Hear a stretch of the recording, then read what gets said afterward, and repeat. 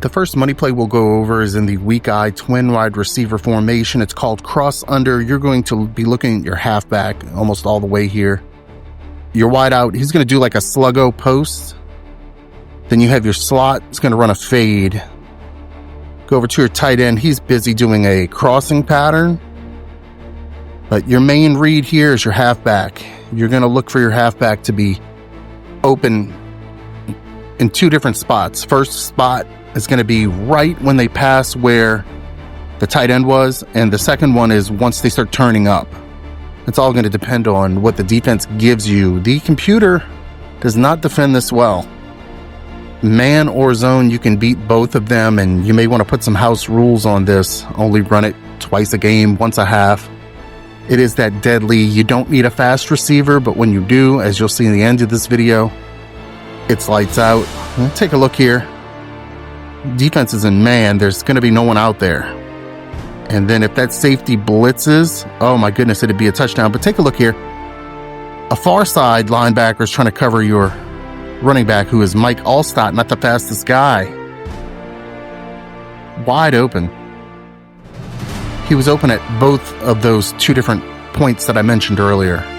Could have hit him early, could have hit him when he turned up. Take a look at this play. Flipped. Your slot, within his first two steps, if they're playing man and the defender backs up, you can rifle it to him. But then look at your safeties. Nowhere to be found. That linebacker can't keep up. Accuracy for your quarterback is important when you're running this play, because you really want to get that ball out in front of your wide receiver as they're turning up.